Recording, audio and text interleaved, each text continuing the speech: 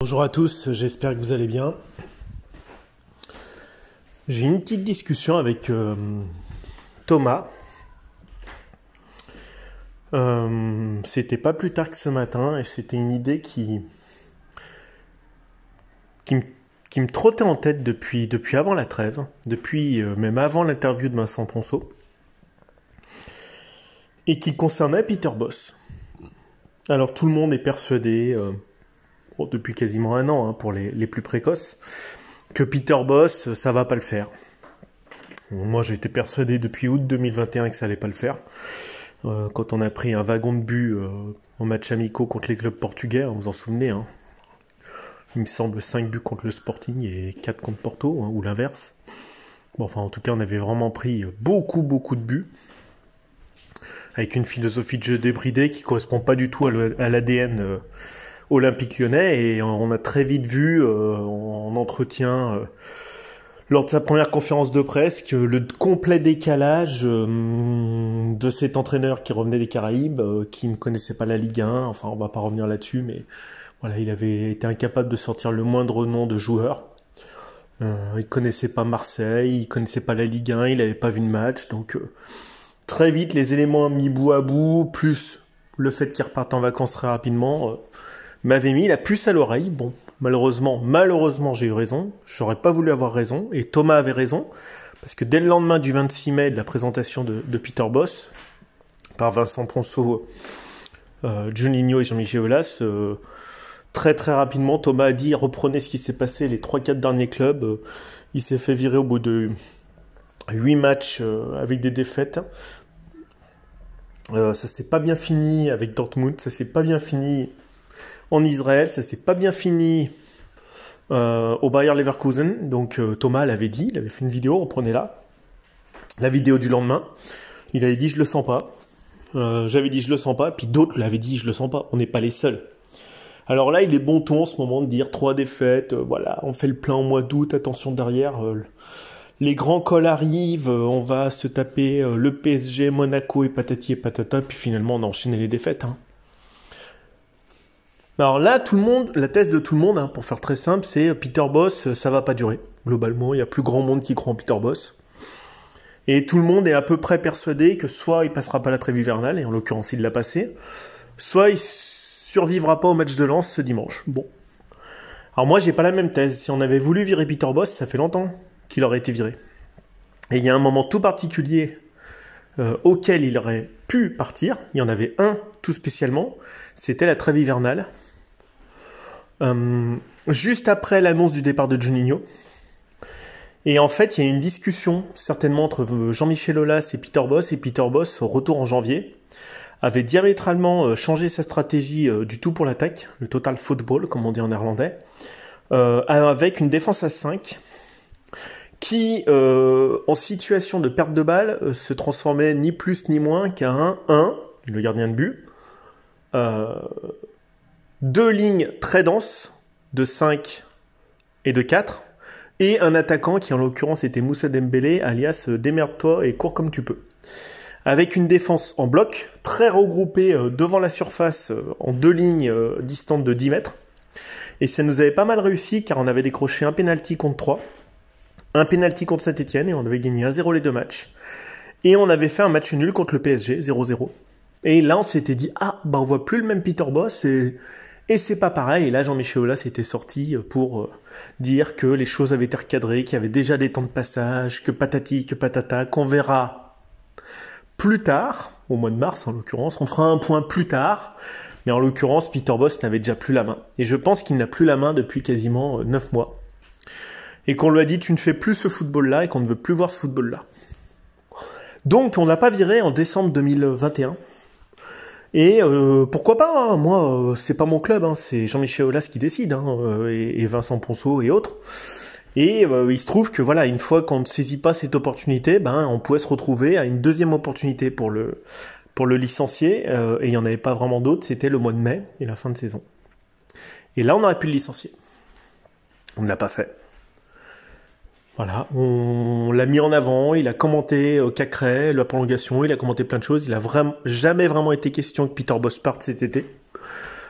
Donc c'est vrai que par rapport à Silvinho, par rapport à Garcia, par rapport à plein de gens, ou par rapport à Genesio même, hein, bien pire, Genesio quand même, suite à son match de Coupe de France contre Rennes, on a senti qu'avec des résultats quand même bien moindres que Genesio, si je compare avec Genesio, ce monsieur, Peter Bosz en l'occurrence, parce qu'il est néerlandais je pense, voilà, donc, comme quoi la discrimination positive est également possible, hein, voilà, bénéficie d'une aura, d'une chance supplémentaire. Alors ça c'est ce qu'on pense. Je pense que c'est un peu vrai. Parce que c'est un entraîneur étranger dans un contexte qui est peu internationalisé comme celui de Lyon, mais globalement il est pas internationalisé même en affaires. On se retrouve à se dire, voilà, c'est un entraîneur étranger et comme on disait, une vino veritas, dans la vérité le vin, ou plutôt le vin mène à la vérité et on trouve la vérité en buvant concrètement.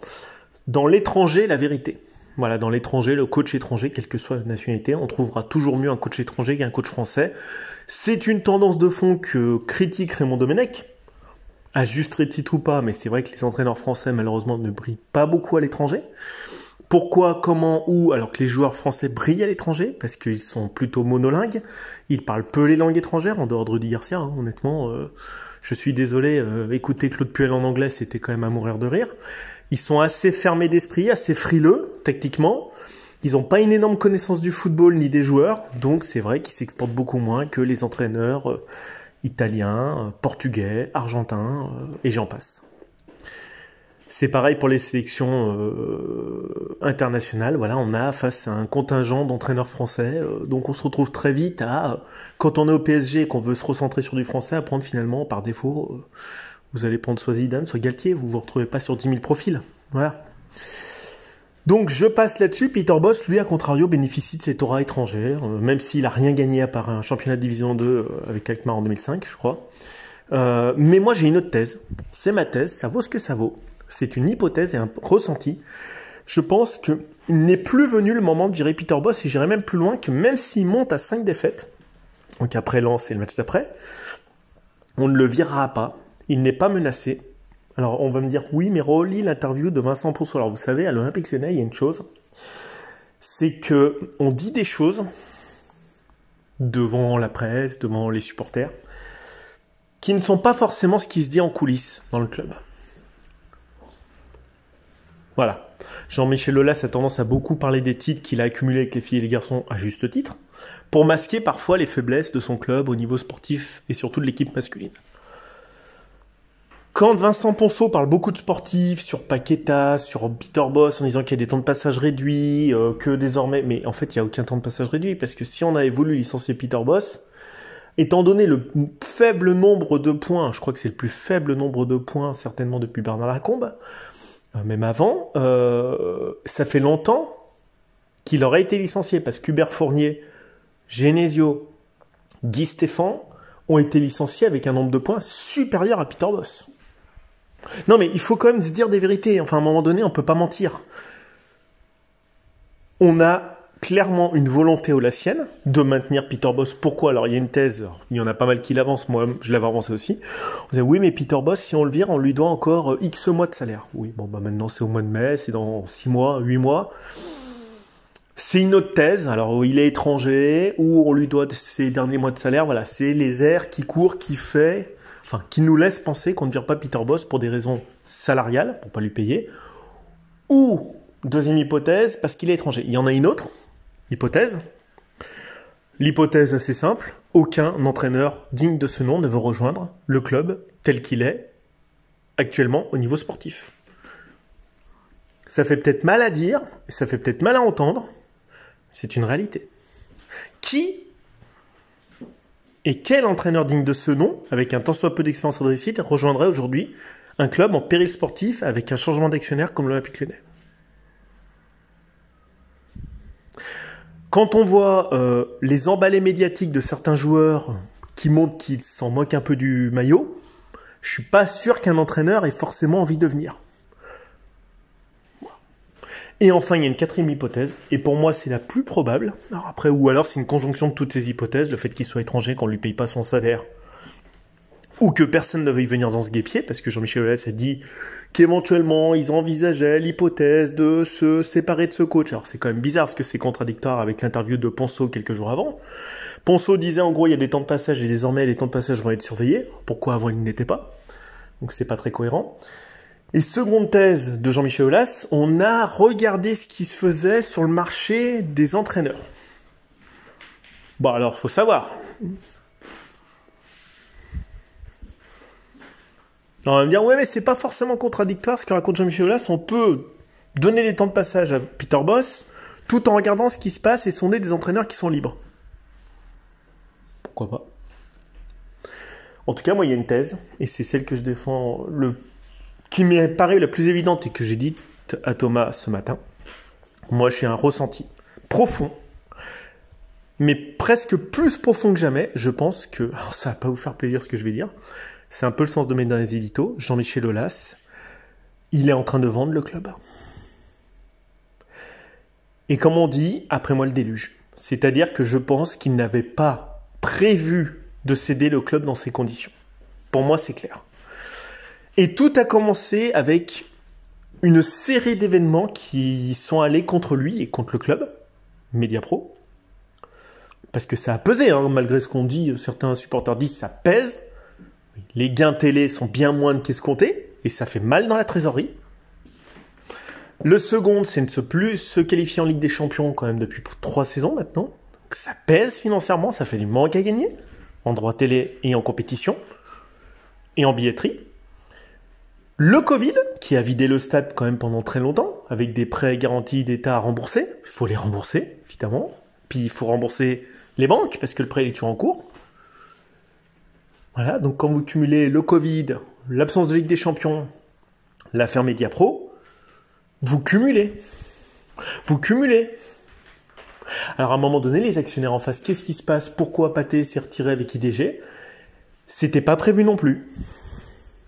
Jean-Michel Aulas ne l'avait pas anticipé, il n'avait pas prévu le retrait d'IDG et de Pathé. C'était pas vrai, c'est pas prévu.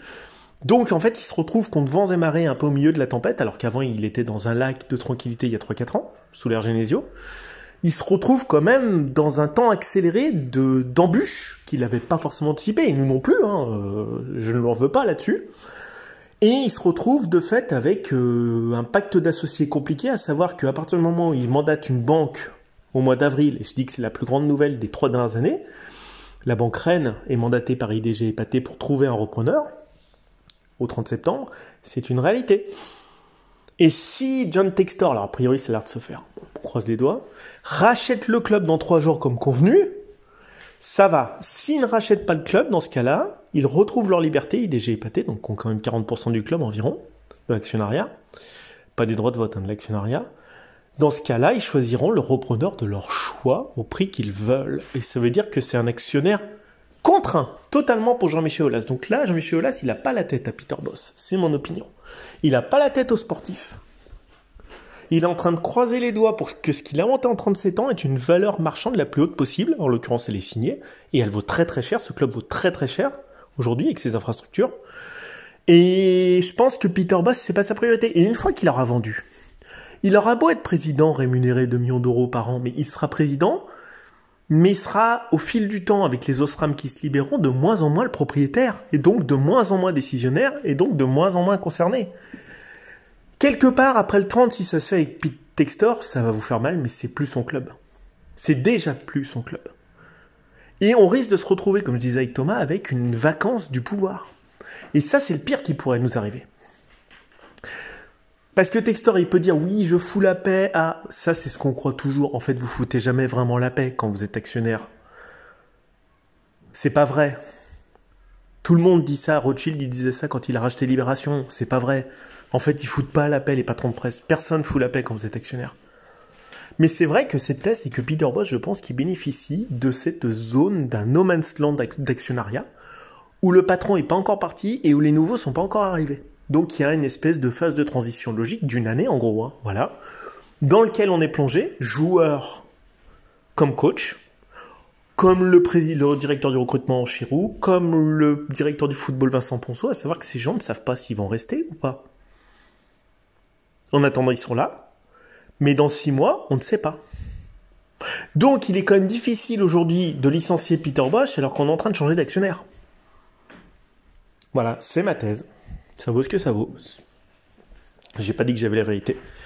Mais les signaux envoyés récemment par Jean-Michel Aulas, son agacement, sa peur de pas vendre, parce que finalement sa plus grosse crainte c'est pas que l'OL aille pas en Ligue des Champions. Je pense que il a acté qu'on n'ira pas en Ligue des Champions en fin d'année. Il a acté, il sait qu'en vendant Paqueta on n'ira pas. Alors après on peut trouver toutes les excuses de la terre en disant que Paqueta voulait pas rester. Si on vend pas Paqueta, on est en négatif au niveau du mercato. Et il n'y a rien de pire vis-à-vis d'un nouvel associé que de montrer qu'on est en négatif. On fait plus 42 parce qu'on vend Paqueta. Et si on vend pas Guimarães, on fait vraiment très très négatif. Donc en fait, on n'a pas vraiment le choix. On est obligé de vendre. On ne fait plus des gros achats. À part Le Penon, on dépense 5 millions sur une pépite de Ligue 2 parce que c'est pas le moment de débourser de l'argent. Parce que parce qu'il y a des dettes et qu'on est là pour montrer quand même on fait bonne figure en termes de dépenses et qu'on sort pas de l'argent comme des dingues quand on vend le club. Pareil pour l'entraîneur, il bénéficie de cette incertitude actionnariale. Voilà, c'est ma thèse. Je le vois pas menacé, moi. Moi, honnêtement, au père contre Lens, il est pas menacé. Qui va le virer? Jean-Michel Aulas. Mais Jean-Michel Aulas, s'il vend, c'est plus son club. Qui va le virer? John Textor. John Textor, il a vu un match. Parce qu'avant, il savait pas s'il allait boucler l'opération. Donc vous vous êtes retrouvé quand même entre le 27 juin, je crois, le moment où John Textor arrive, et quasiment le 27 septembre, avec quelqu'un qui pendant, ça fait quoi, juillet, août, septembre, pendant 3 mois, a cherché les fonds à droite, à gauche. Donc en fait, on navigue à vue dans ce club.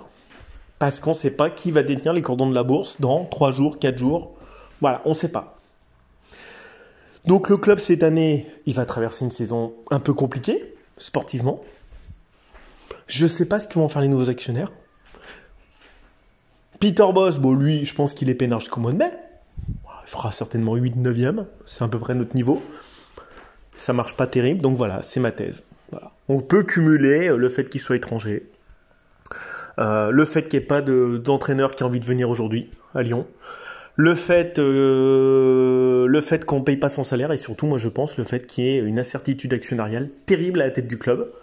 Tout va changer, c'est-à-dire que le conseil d'administration mis en place par Aulas, que ce soit Tony Parker, que ce soit des anciens sportifs, des figures locales de l'immobilier, parce que vous pouvez regarder, le board il est public, il est sur le site de l'Olympique Lyonnais, ces gens vont être remplacés, ce conseil d'administration va être remplacé. Les gens mis en place par Pathé, IDG et Jean-Michel Aulas vont petit à petit être remplacés par des Américains. Donc aujourd'hui, qui décide de quoi? Personne ne décide. On attend juste que ça se fasse, la vente. Que M. Textor apporte les garanties de ses amis, des banques, des soutiens financiers, que la vente se fasse, et après, le sportif viendra dans un second temps. C'est pour ça que je m'échine à dire que je trouve qu'il y a beaucoup de, je sais pas comment on dit, de commentaires, qui ne parlent que de sportifs, mais vous pouvez faire 350 émissions sur le sportif. S'il n'y a pas une ligne de directrice et un rouage clair dans le management et dans les finances, votre sportif ne suivra jamais. Le sportif et le terrain n'est que la résultante du management et des finances dans le foot moderne. Comme le club est en grande incertitude depuis le mois d'avril, faut pas s'attendre à des étincelles.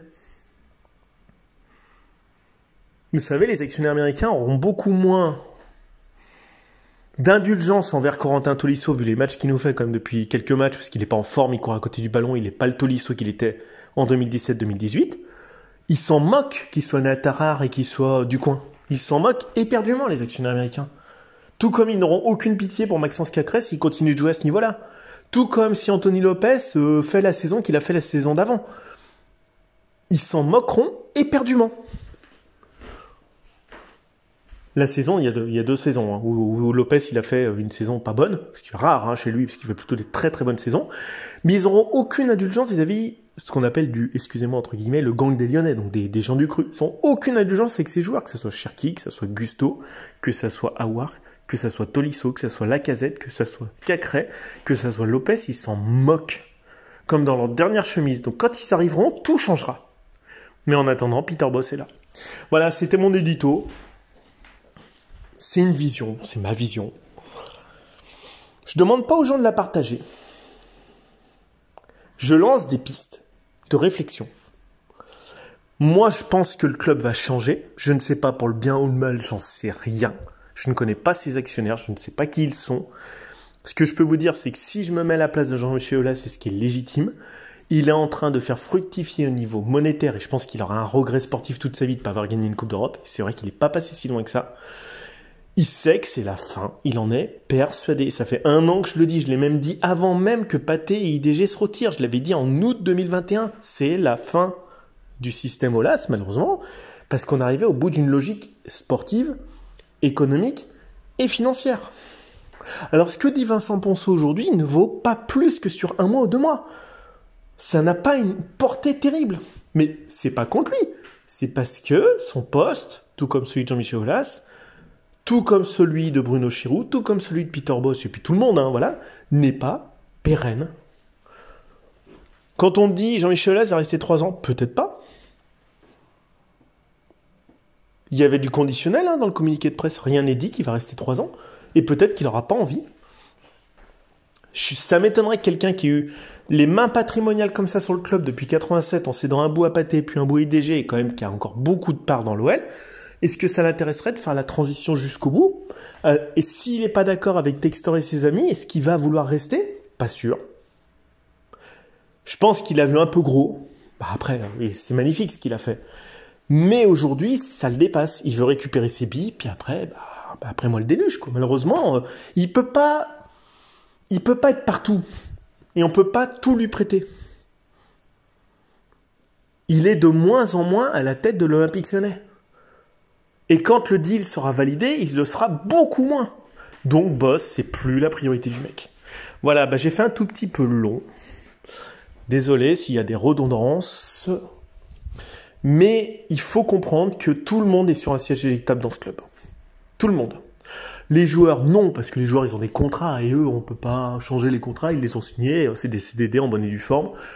Ils veulent jouer, pas jouer, malheureusement, pour les motiver, c'est compliqué, parce que le management en place, plus il va être sur le départ, moins vous pourrez demander à des gens comme Boateng, Oussem Aouar, Jeffrey Adelaide, je sors des noms comme ça de joueurs qui jouent pas beaucoup, parce qu'ils n'ont pas envie, parce que ça va pas dans leur tête, parce que ça va pas dans leur corps, moins vous pourrez les contraindre. Parce qu'ils savent très bien que le management est évanescent, et quand même qu'ils ont signé des contrats qui sont, sauf faute professionnelle catastrophique, mais j'ai jamais vu ça en football quasiment, irrésiliables. Et que Marcello qui a réussi à nous faire un truc comme ça en dernier, c'est pas bon pour nous. Donc prenez votre mal en patience, supporters lyonnais, les temps vont changer. Moi, j'aurais préféré avoir un autre actionnaire que Monsieur Textor, parce que ce que je vois dans les autres clubs ne me plaît pas. Ce qu'il fait à Botafogo, Molenbeek, Crystal Palace ne me plaît pas du tout. Je ne crois pas dans son modèle économique. Et à quand bien même il y en a un, ça va être une forte rémunération des actionnaires et très peu sur le sportif. Donc on va pas vivre des heures dorées. Ça va être compliqué, mais le football aujourd'hui, à part des fonds souverains, alors après on va me dire ouais mais tu disais qu'il fallait faire du Lyonno-Lyonnais, soit on fait du Lyonno-Lyonnais, et puis on joue le maintien, et on a un président qui a pas des ambitions de dingue, à part le cœur, un peu comme à Lens, voilà, on fait du recrutement malin, on est sang et or, on chante l'hymne machin et tout à Bollard, et pourquoi pas, et c'est une philosophie qui se défend, soit on bascule dans une envergure de dingo, telle que les Russes, où les propriétaires du golf savent le faire, et là, dans ce cas-là, on est en fonds illimité.